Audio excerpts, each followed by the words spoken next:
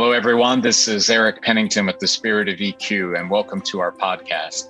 This is a special recording from a session we did on EQ conversations. We hope you enjoy it. Hello, everyone.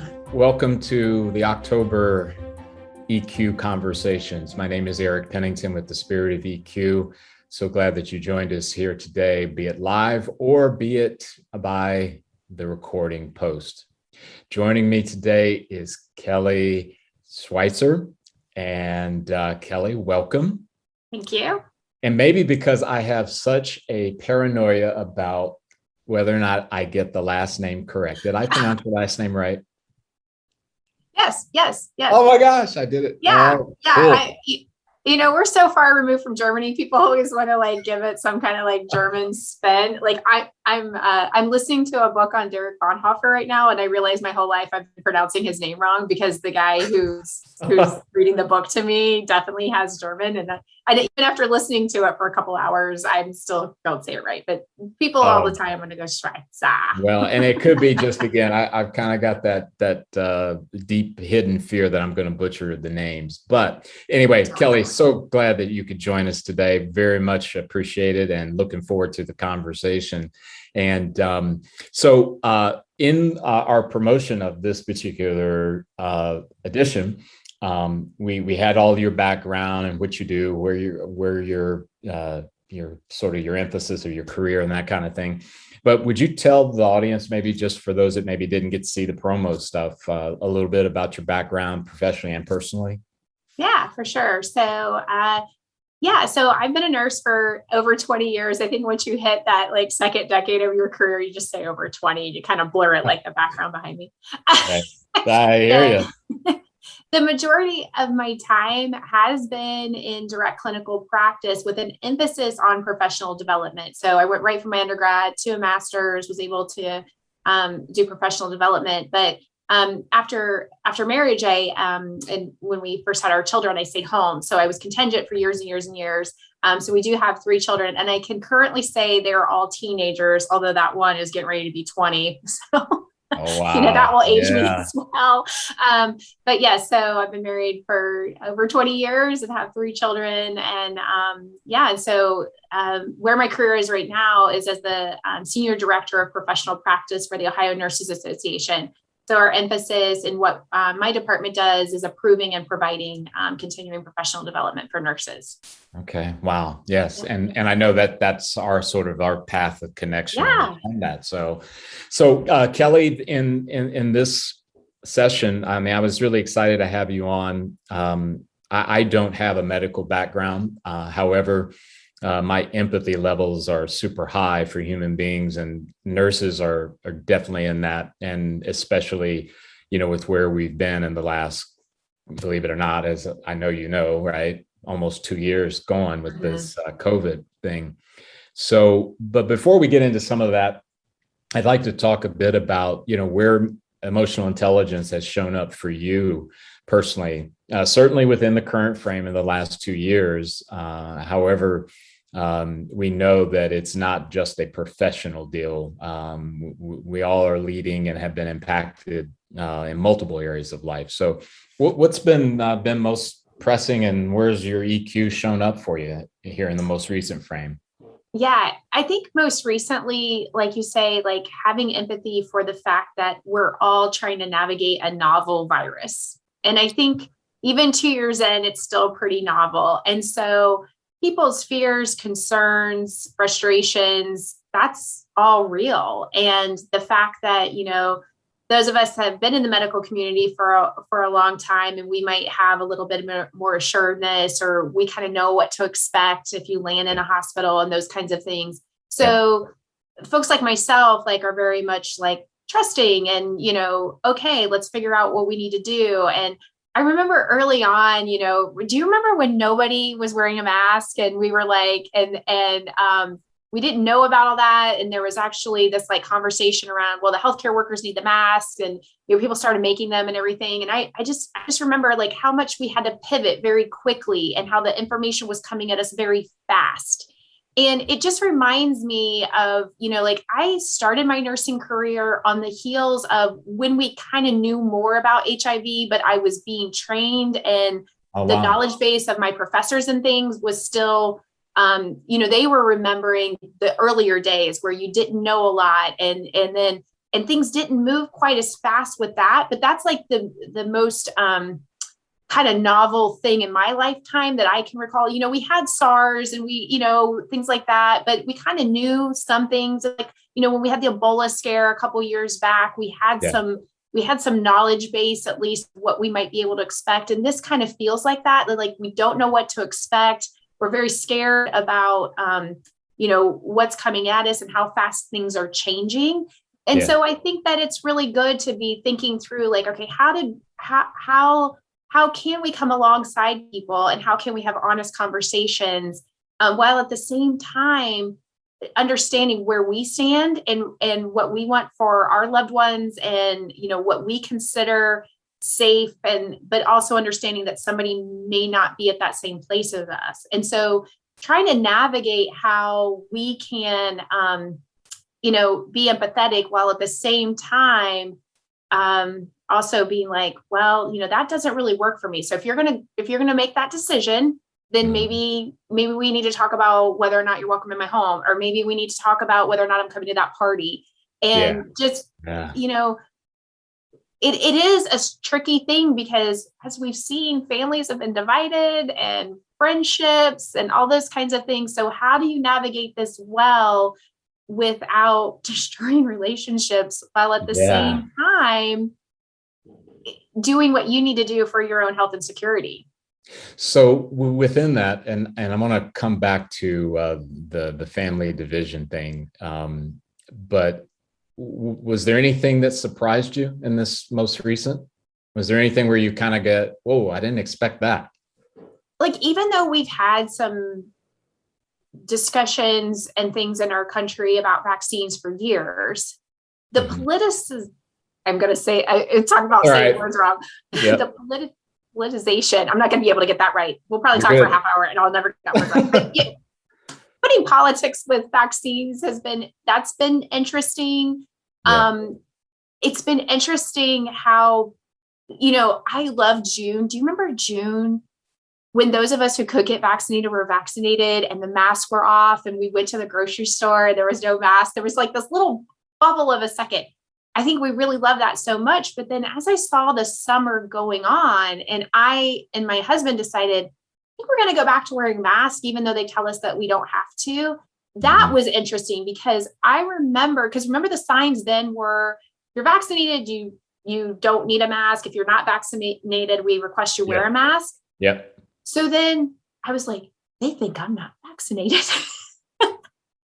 It was really an interesting place to be. But then realizing, like, does it matter that what this person that I don't even know and probably won't ever see the rest of the week is like thinks about me right now? I don't care.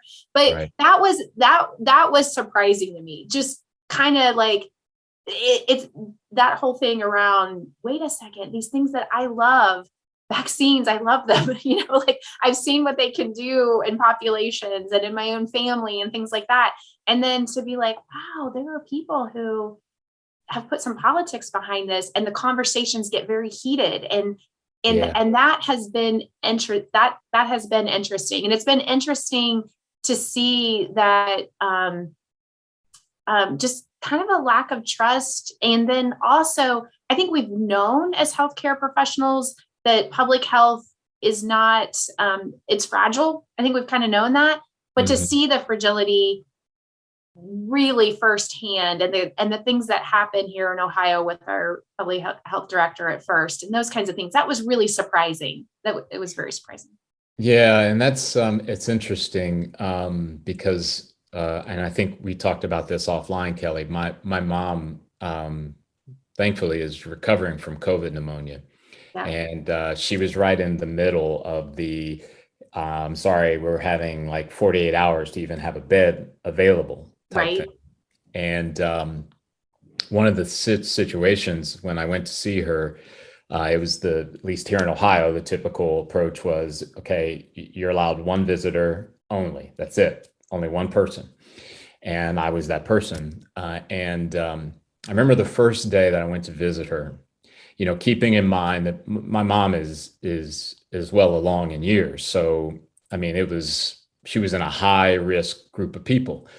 And it was fraught with all kinds of, you name it, fear, sadness, the whole deal. And I remember going in and the first time, and I remember the nursing manager, that floor, and I may be getting the language as to their role, but he was the one that was in charge, I guess is probably the best way to say it. And he looks at me, Kelly, with this sheepish type of look and hesitation, like almost like and he goes, would you mind?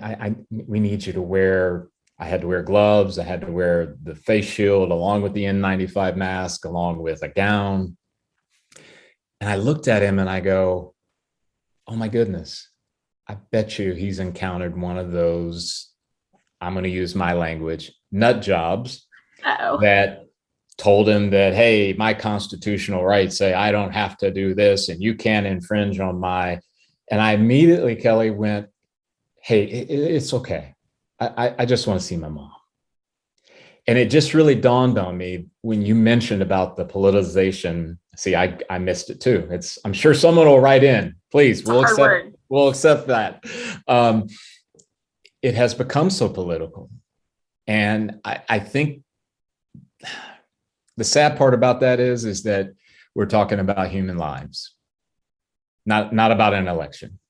Yeah. But I want to kind of go a little bit in that direction as it relates to what you're hearing, because I know you're not in the actual practice in the hospital nursing now, right? So what are you hearing? What are some of the things that the nurses out there in the association in Ohio that are saying, this is what's the weight on the shoulder, if you will? It's the amount of death. It is, I did ICU for a little bit. Most of my career was intermediate. Mm-hmm. And hearing ICU nurses, like when I was in the ICU, I was in a neuro ICU. So if people are there, they're really, really sick. And, we dealt with brain death and those kinds of things. I'm trying to recall, I worked full time in a neuro ICU for 2 years. It was a long time ago. So, revisionist history in a little bit of way, but I want to say you figure you work 3 12s a week for a couple of years. I think I can recall 5 or 6 patients that died, and that could have just been maybe a colleague of mine might've had 10 in 2 years, whatever. Right. These men and women, it's daily that someone, whereas normally as an ICU nurse, yes, you have a critical patient, but one of the really great things is being able to transfer them to the intermediate folks or to the floor. You never really, typically if someone's critically ill, you don't discharge them home. It's very unusual for that ever to happen. Right.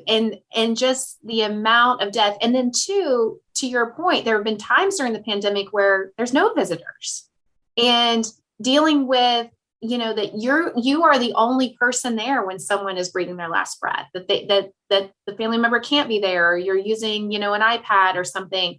That has just been really taxing and really weighing. And although for years and years and years, we as nurses, depending on the infectious diseases that patients have, we might be garbed up, but we garb up, we come out, we go to a different room. This whole wearing all this gear all day long. And then before the vaccine, the amount of fear to go home to your family, again, novel virus, we didn't know a lot. There were nurses that were staying in hotels for weeks on end because they were fearful of their young child at home. I was pregnant and nursing for all 3 of my kids. I can't imagine being pregnant in this environment and caring for this type of illness and not knowing, those kinds of things. So I think that, people understanding that, I always hear this line, well, if I get COVID, that's on me. That's kind of been no, it's not just on you. It's not just on you. It's the healthcare system strain. The other thing that's really surprising that we haven't seen before, that I remember hearing early on when the virus was first in China, is the amount of people that aren't able to access healthcare that normally would have. So, think of all those months that we didn't have elective surgeries. So if you were waiting for your knee surgery, you busted your ACL and you're waiting for your knee surgery, you're not getting that for 7-8 months, those kinds of things. But the other thing that has happened is, so with COVID, you hear a lot about these extraordinary measures, these treatments that we need to do. One of those is an ECMO machine that used to be, you very seldom had that, and some of the patients who needed that were patients who are waiting on a heart transplant, per se, say. Right. Nice. So things that we used to be able to bridge patients and, till that heart transplant, they're dying at home. There's not a bed for them now to come in because there's these acute sick patients. And I think that's what's been so surprising too, is that just because we're so good at the hospital of you come in, we'll fix you and we'll send you back out, people are starting to realize that that's only to a certain point. And when you have this much stress on the healthcare system, and then when you have this much stress on the employees that work there, they're being like, you know what, I could go work at a bank and not have to do this anymore. Or I could go, be something else, that's what's happening. And Kelli, it's interesting. We just posted an article on our LinkedIn page from the Washington Post about the term of the Great Resignation, I think is. And it's a really good read about that there's all these different categories of why people are quitting, leaving positions. And the one that really leaped out for me was that some folks, basically this pandemic has caused an awakening, and they begin to kind of look at life a little bit differently as it relates to, is it worth it? Do I really need to endure all these various things, some of what you mentioned, some outside of that? And, obviously in the work that we do, people making better decisions with their life is the mother's milk, if I can say it that way. It's the crown jewel. We want that for everyone. I think there's this dynamic, which leads me to the next thing with, if you could identify a few of the emotions that you see and hear from the nurses, the ones that maybe they are coming to you for continuing education and coming to you for information on how to navigate a system within continuing ed, those emotions come with them. So I know fear is probably one. Are there any others that you would say, man, really leaped out for you? Frustration. Frustration is probably, because, one of the things that I think it's not unique to nursing, but I think nursing does have this unique identity thing that we have. I think that a lot of times when people become a nurse, I always say when I'm training new nurses, I'm always like, you used to be a civilian and now you're a nurse, kind of like how the military does, because there is this concept of that's hard to understand unless you are a nurse about we're constantly assessing, we're constantly, looking, trying to think, okay, what's up with that person? One of the I just remember a friend years ago, she was in the grocery store line behind somebody and she tapped the guy on the shoulder. She's like, I think you might want to go to the dermatologist. I think you have a little skin cancer. That's not normal. Good. Normal people don't do that. So I was like, seriously, lady? But yeah, so I think this whole frustration of, to me, the lack of health literacy in our culture is really come to fruition. We need to do more. We really need to do more. And that's not going to get fixed immediately. I think too, the frustration over, we've always known that resources are not equitable in communities. So, some of this lack of a bed might be true in certain areas of our city than others, or certain parts of our state than others. And that's very frustrating. I think the other emotion is just sadness, really, just extreme sadness. And like you said, with the Great Resignation, I find that, in nursing, there's always been this, we have a shortage, we have a surplus, we have a shortage. early in my career, there was always the shortage surplus. It was like on a 3-year cycle. Mm-hmm. We don't get the surplus anymore, very, very rarely. And part of that is we had a huge baby boom of nurses. You know, we had the baby boom generation. There were a lot of nurses and things like that. And as they're aging and as us extras are aging, you know, another thing that happens is like certain things you're just kind of done with your profession. So for some, I remember when we first got electronic health records in the hospital, there were some that were like, peace out, I'm good, I'm done. I don't want to learn one new thing. And that's been a little bit here too. It's like, I'm good. I just really don't want to do this. I've had enough of this pandemic and enough of what's being asked of me. And, you know, it goes from, you know, clapping and standing up for your healthcare heroes to, you know, people yelling at you in the grocery store because they disagree with how you feel about vaccines or masks or you name it, you know. Yeah. And, you know, you can be frustrated on one level, but then also very sad for the state of healthcare in our country. And, you know, the ANA has asked for federal assistance with the nursing shortage and things like that we need to look at, that this is a real problem. But, you know, for me too, it's not only a problem for nursing. I mean, respiratory therapists, you know, nursing assistants, obviously our physician coworkers. So I think this whole, just frustration and sadness, I think are the two that come to mind most often. So do you think, Kelli, you mentioned about literacy. I've always been one to say that, you know, one thing that the COVID era has exposed is our unwillingness to take care of maybe the greatest operating system ever known, called the human body. That's right. Mind, right? And there's a lot of irony in that, I know, because you'd say, well, wait a minute, that doesn't make any sense, because in the United States, you're the most technologically advanced country on the planet. You've got access to anything you want. You have prosperity like history has never seen. And you mean to tell me you guys are in that bad a shape, right?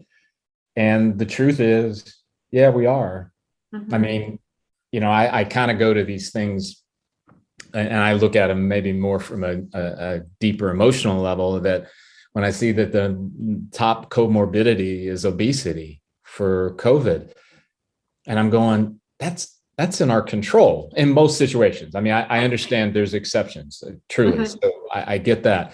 But for most of us, obese or not obese is in our hands. It's in our control. And Kelli, I know you know me, so you're not. You probably get this. This is not my, you know, statement that your BMI should be at a certain level or you're a failure. Okay, it's not that. It's just, I think the evidence is overwhelming that we really don't value our health, and which I think leads to that literacy thing. Does that make sense? Yeah, and I think a lot of times too, like I said, I think we've put a lot of stake in the technology of our healthcare system. And we just tend to think, well, they can fix me, you know, and they can do this. And, you know, luckily there has been some level of trust in that. But I think that it is amazing to me that like we live in these bodies, but we know very little about them. And then as a parent, it's been interesting, like watching what my kids learn at a young age, that I'm like, but wait a second. Why are we talking about mitochondria in second grade? Like, why aren't we just talking about like lungs and how you breathe? Like, why? Like, it has been interesting, like what little they like you learn unless you really want to learn it. And just things that I feel like should be more, and you know, me as a parent could be teaching that, right? I mean, like, I get it. Totally. I'm with you. I'm in your tribe. It's only through me, like again, the civilian to a nurse thing. Sometimes you don't realize what people don't get. Like I was super excited when my one kiddo, he's now in anatomy and physiology in high school. And I kind of pushed him in that direction because that's been really interesting. My husband really liked anatomy and physiology, but that wasn't even an option for me in high school. I didn't get that till college. So, you know, like what the opportunities for health literacy and then the opportunities for health literacy, depending on your socioeconomic status, are vastly different. And so I do think it is one of those things that I always say I'm going to do that. My second chapter of my life or something is be more involved in that.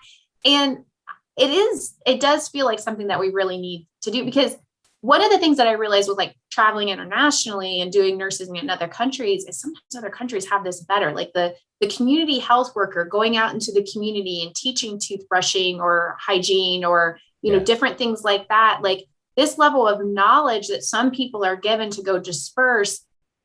I don't feel like we have a good handle on that here sometimes in different populations. And I wish it were better.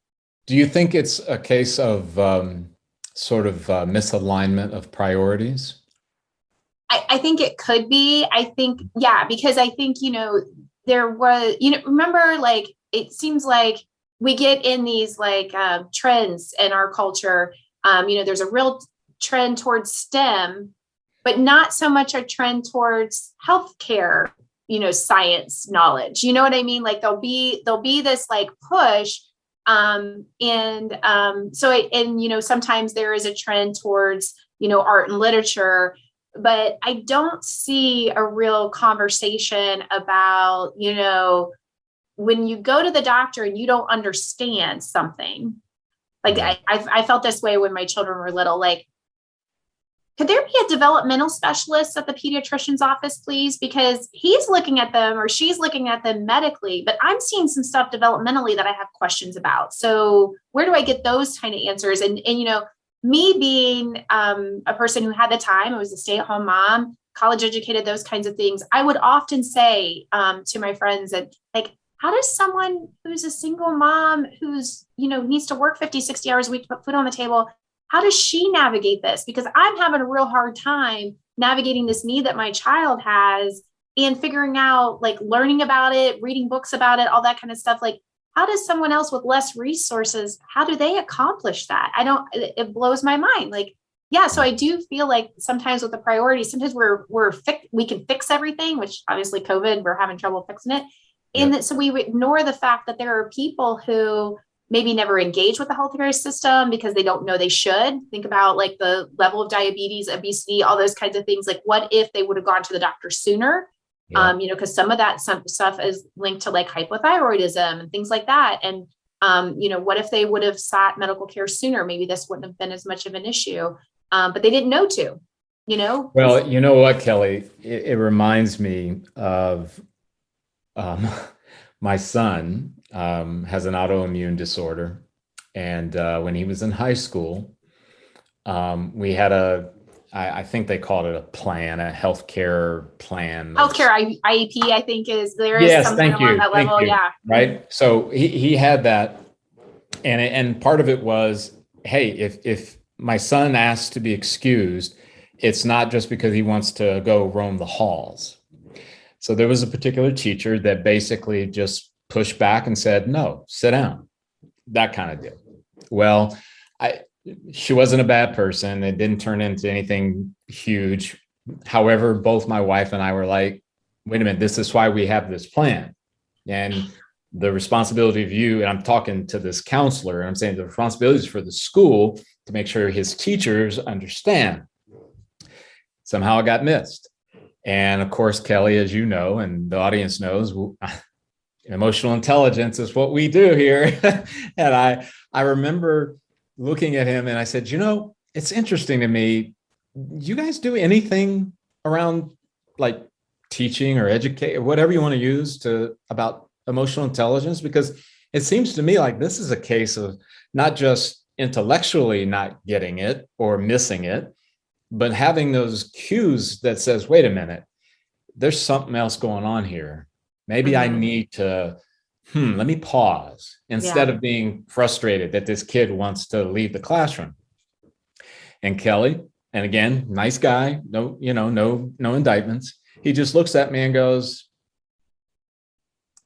no. But you know what? If you want to send us something, and I remember going, no, I don't expect the school to adopt our emotional intelligence programs and everyone must know. But it did make me realize that, maybe one of the reasons why some people don't know that you shouldn't partake in alcohol when you're whatever is because it's just not really being taught. Right. It's just not really being brought up. And I mean, it's mind numbing. When I think about how many resources we have at our disposal to do that. All right. So we talked a bit about, the frustration that nurses are encountering, and maybe leading into some of those other emotions too. So, Kelli, I mean, I know you don't live in a bubble. I know you're not made of Teflon. I've known you long enough to know that you care. So how have you been helping Kelli when you're encountering people that are coming to you frustrated, sad, and on? Yeah, I think that, trying to figure out ways that we can come alongside and advocate. Making sure that we do know what our statute, our law around, like, can we bring in other nurses to help out to ease this burden? Do we have an emergency plan here in Ohio? We do, because there was a lot of confusion and concern early on with, like, will we have enough staff? Like, do we have to do something special? Things like that. So we do have that, coming alongside of people who are, like, having to learn, because, like, in my profession, where it's at with professional development, there's a lot around conferences and, educating and all this kind of stuff. It's like, people needed to learn Zoom. People needed to learn how to engage learners in a different way when you're not in a room. Coming alongside of, how can we get supplies? Early on, there weren't enough N95 masks. Even in the hospitals, they were having supply chain issues. And so we, as an organization, we're kind of working with that. And then too, like, one of my main concerns has been for the students who are in nursing school, who their clinical experiences. And so trying to think through that and, is there any resources that we can help out with? So, like, we've done some education for clinical instructors, things like that. So just trying to, like, look at the sea of need, because, there's always a sea of need, and, like, where can I intervene? Because it can get overwhelming to be like, wait, there's such a sea of need, I can't do anything. So, just we try to be an advocate and a resource, and also an example of how to do things. So, we've obviously had to pivot and put all of our education online as well. So we're trying to do that as best as we can, and be an example of how you can do things differently, those kinds of things. And so that's been, like, the main thing. I think our advocacy at the State House has been good, as well as, just trying to also be a source of, we talked about health literacy earlier. We've actually worked with a media expert on how can we as nurses be advocates for media literacy. And in this time where it's hard to navigate where you get your truth sources from, and do I trust this particular journalist, and those kinds of things, really advocating for reading multiple sources of information.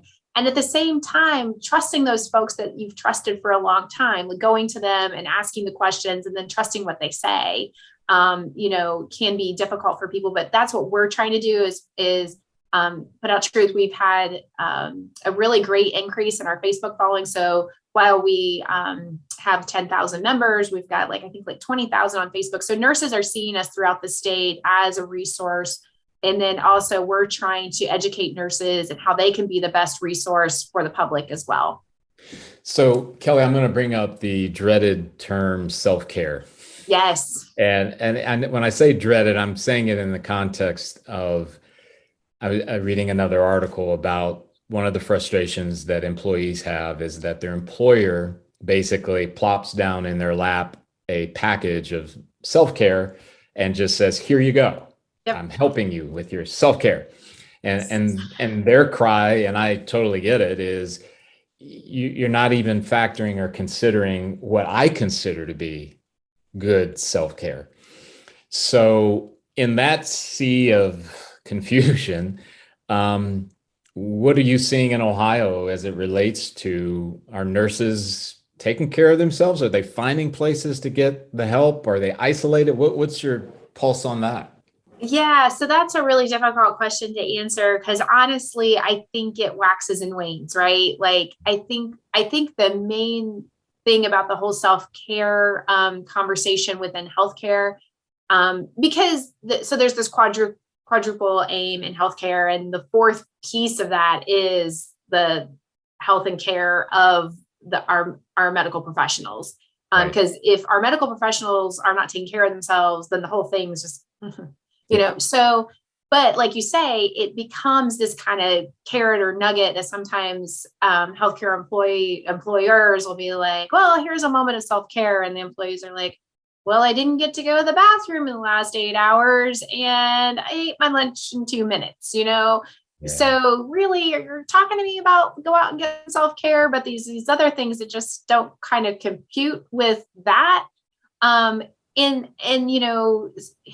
Stopping mandatory overtime has been one of our main things of our organization, having good staffing levels so that folks have the capacity for self-care. Yep. I'm a real advocate of financial, having some competence around financial things so that you have the capacity for self-care as well. We've seen this thing in our country of huge amounts of student debt, those kinds of things. Well, as you know, some aspects of self-care are free. You can go out in the forest, you can take a walk, Yeah. You can, I love to take pictures of nature when I'm out on a walk and things like that. That really fills my soul and it's completely free. But other things that are fun and, help you with a little self-care, like, wouldn't it be nice to have a housekeeper maybe? I'm working all these hours, but can I afford that? There are things that do take some money. So I think a lot of times when why we get frustrated and upset when employers are saying these things is you can talk all you want about self-care, but do I have the capacity for that right now? Yeah, and I think this is one of those things where a knowledge base of emotional intelligence is really key and something that we need to be doing at younger and younger ages. And also taking time for is that when you have that emotional intelligence, you can speak up in that matter rather than just being like, well, I quit, this place doesn't understand me or whatever. Yeah. Could you speak up at the meeting and say, I hear what you're saying, and I get that you want to communicate care for me, but what about this, this, and this? When you say this is real loud over here. That's not meeting my needs. So you can throw out all you want, that $10 Starbucks gift card or whatever that I'm supposed to go get a coffee later. But I just worked a double shift because you couldn't find another person. So. Yeah. It's interesting to me because, in the work that we do, there's all these competing interests, right? Yeah. All the time. The pandemic certainly brought an awareness to the work that is emotional intelligence, and there are other facets of that development work. But one thing I think, and we have to remind ourselves, Kelli, that this is we didn't get to this place overnight. It was a gradual, sort of that indifference to the idea of working on oneself. Yeah. And what we've had to do, Kelli, is kind of go, okay, we set the judgment aside about how you got here and why you're here. And we need to measure what's your willingness to move forward in a different way. Mm-hmm. If your willingness is high and your commitment is there, then it doesn't matter what you did 10 years ago or forgot to do 5 years ago. What we have to get out of the equation is we need to tell those other folks who really are not authentically interested is come see us when you're ready. No judgment, just come see us when you're ready. Because if you do it now, you're just throwing your money away, because this is about real change. Because your example there about that person speaking up in a meeting, that's a huge, crucial conversation. Yep. Huge. That not only impacts that person speaking, but it impacts an audience of people that may not even know the meeting's going on. Right. I mean, if you're that HR director or the head of HR or whatever your role may be, and you hear that, oh my gosh, we never really considered the fact that what is your capacity? And then they begin to start to dig deeper into capacity issues. And then it changes the program. And then all of a sudden, a year and a half later, someone who had no idea the meeting was going on is getting a self-care type of program that works. Yeah. But just think, Kelli, what if that person says, oh, I'm not going to say anything because they're not going to listen, or I'm not going to say anything because I'm afraid I don't know what they'll say, And to those who are fearful about speaking up, because I'm pretty loud, I think. I wouldn't have said loud, Kelli. I sometimes feel like yeah. So I think there has not been a time where I have spoken up about something that I feel, needs to be said, or I ask the question. That's the other thing too. Sometimes it's just asking the question of like, help me understand, or, okay, I understand, but, I have this question based on that people haven't come up to me later and said, oh, I'm so glad you asked that. I wish I would have asked that. And I'm like, yeah, why didn't you ask that? Like you could have asked it too. But then that's the also point of someone who can be loud and ask questions, is also to sit back and allow other people to speak up and ask questions, and also coach them after the meeting, maybe, like, oh, you wish you would have said, so let's talk about why you didn't say, and how could you do that next time? Or do you want me to go to that person? I'm not one for triangles. I'm really more for, if you have an issue with somebody, I want to give you the wherewithal to go do that. But there are times, because people need you to come alongside them and maybe go to that person, or you might know that person better. And so, you might be able to soften it. But yeah, I think that knowing when to speak up and then how to speak up is something that is difficult. And there are certain temperaments that are just more inclined to that.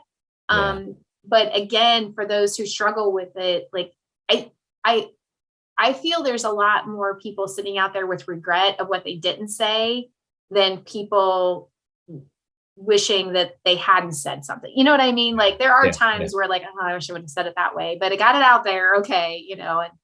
I agree. Mm-hmm. So as we're coming up on 12:45 Eastern, I always want to kind of be monitoring, see if we have any questions from those that have joined us. But Kelli, could you speak a little bit, and I'm going to view the chat here for a minute.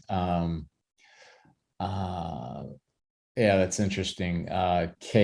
Katie, I'm sorry, I'm calling her Katie. She strangled me for saying that. It's Kat.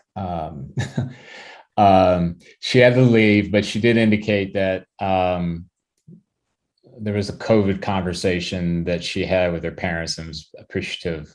Wow, that's great. So no real question there, Kelli. Sorry, as I'm terrible at multitasking, as you. It's hard. It is hard to read a chat. It's very. Yeah, especially for my eyes. But here's what's interesting. You mentioned even earlier on about when you got into nursing, and I think about the priority thing again, and how so much of my time and you and I are in the same era where we are, I guess we'll say, confessed Xers. Yes. There's so few of us. We should be proud. Yeah, and I know. We're the generation that gets forgotten. There's boomers and then they say millennials. Yeah, I was going to say they just leap right over. And then they make fun of us for saying, wait a second. We can't win. Right. So what's interesting to me is there's so much emphasis on career, work, and all the trappings that come with it. And I always have told people, my typical story around that is I call it my Solomon moment.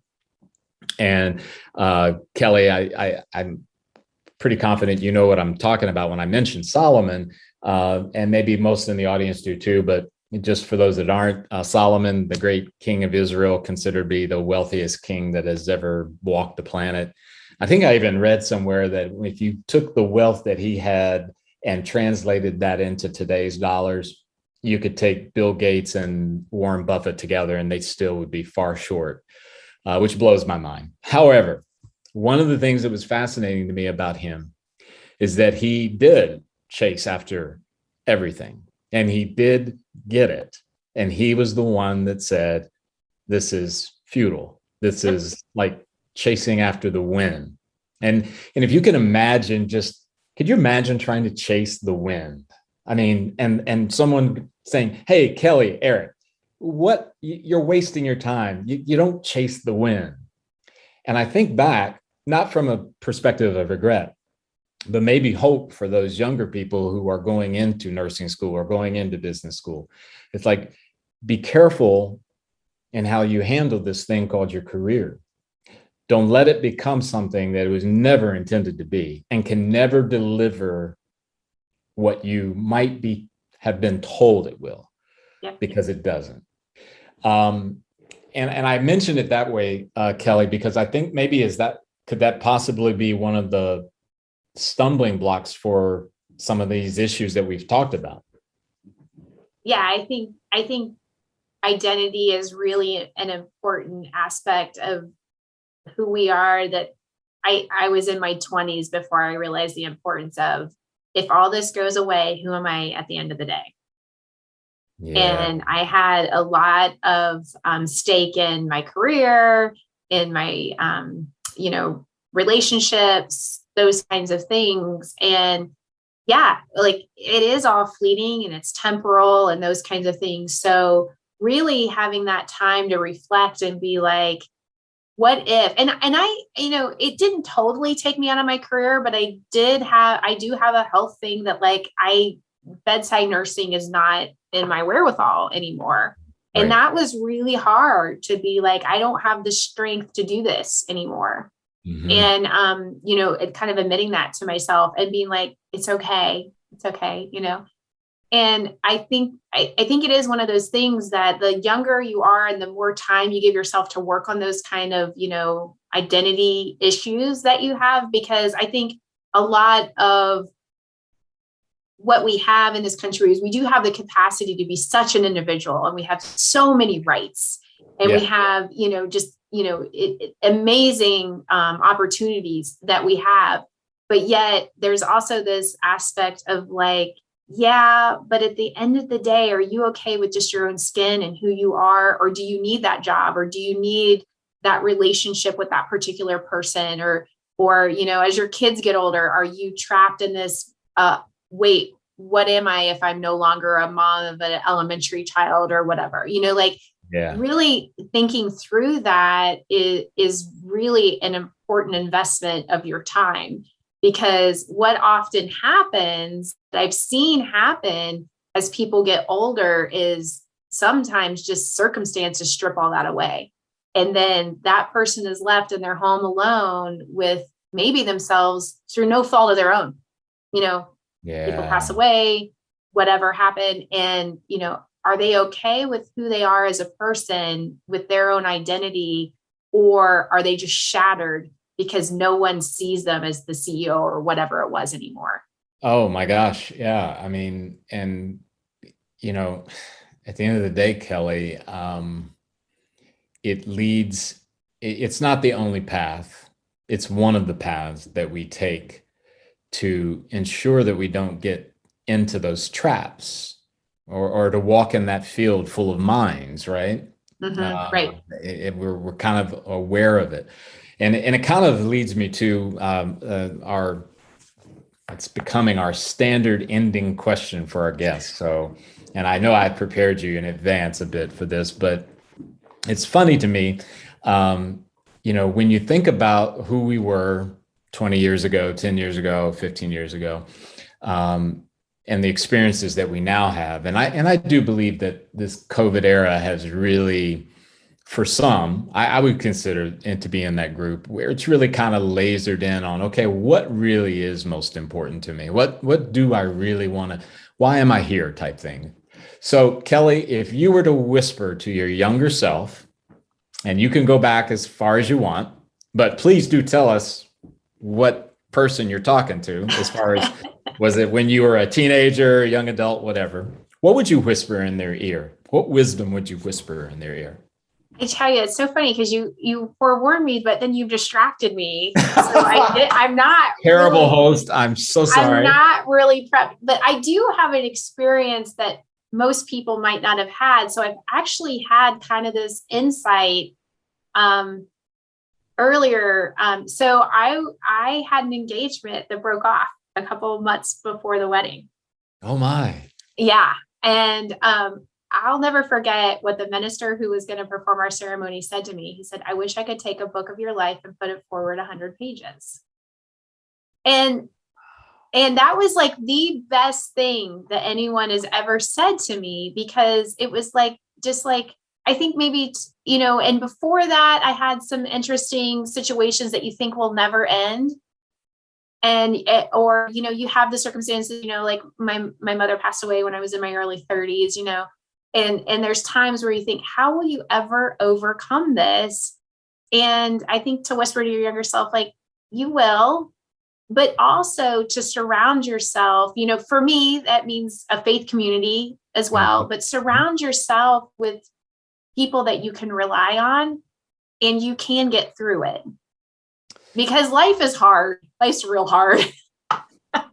Like, like I had a grandmother who had just like one of these lives that you're just like, oh my gosh, how did she put one foot in front of the other every day? And I have family members who've had really traumatic things happen to them. And it's like, that book of your life will move forward 100 pages, and there will be sadness and happiness and all those things mixed in between. But surround yourself with people who can help you and come alongside you. I think, because I wasn't real good at that when I was younger. I did really invest in the one person and really invested in, those kinds of things. But you know what, Kelli, that is selfishly on the part of Spirit of EQ, because we talk about that so much, about the importance of community and the importance of not allowing yourself to go into isolation. Yes. And there's an old analogy, a story that was told to me once that supported that vividly, that if you think about in the animal kingdom, lions and hyenas, mortal enemies, right? Most everybody knows that. All you have to do is watch Lion King. Earth. Yeah, or Lion King. Yeah, even better, right? And mortal enemies. And if you take a lion taking on a hyena one-on-one, it's not really a contest. Right. But the hyenas are very, very shrewd. They're very, very smart, if you will. They go after a lion who is isolated and overwhelmed. Yep. Because they cannot defend themselves sufficiently to protect, to defend, and on and on. And I find that to be so true for human beings as it relates to what you just said. Because these events, these circumstances of life are going to happen. They're just going to. They're going to happen to Kelli. They're going to happen to Eric. They're going to happen to the president, to the fill in the blank. Nobody gets a pass. But wow, for those people that have invested in having people around them, people that come alongside of them, so much better able to withstand that storm, right? So absolutely. Thank you for saying that. And obviously I didn't coach you to say that. So it's even more, it's just beautiful. Kelli, we're coming up on 1 o'clock. Oh my gosh. I do so appreciate you coming on. I've enjoyed it. We've had so many conversations that were never recorded. So I know. Being able to put these out here for our audience, I think is just awesome. And obviously the invitation to come back, because we'll do it again. Okay. Well, thank you. I appreciate it. Thank you. All right. Welcome. I was going to say welcome. See, I'm so off of my game here. It's all good. It's all good. It's Blur's Day in COVID world. So yes, there you go. We could be starting or finishing. You know what it is though, Kelli? It's that minister and forwarding your, how did he say it again? He said, I wish I could take the book of your life and move it forward 100 pages. That's just profound. Okay, now that I've got my legs back underneath me here, thanks everyone for tuning in. We look forward to seeing you next month. Take care. Take care. Hi, everyone. This is Eric Pennington with The Spirit of EQ. I'm not introducing a new episode today. I'm here to tell you some things that might help you. Jeff, you're with me as always. So yes. How do people get in touch with us? Well, the best way is just send us an email at info@spiritofeq.com. That's awesome. Jeff, I was also thinking about reviews, and I'm notoriously bad at asking for them. So reviews on all of the platforms, wherever you get your podcasts. Yes. Do you think that'd be good? I think that would be great because, one, that will help us learn how to make better ones. And it's always good for us So to hear. we're not the perfect podcast hosts? We're close. Okay, all right. But not, still, not totally we want perfect. your feedback. We want your feedback. But it also might let us know a new subject. Hey, we need to dig deeper into that. Yeah. So let us know what you think. Cool. We really appreciate that. As always, too, there is social media, LinkedIn, Facebook, and we also have a YouTube channel. Those also have mechanisms or options for you to be able to leave a comment, a like, or those kind of things. Just want to make sure that you know how to get in touch with us. Right, Jeff? Right. We appreciate you all. Thank you.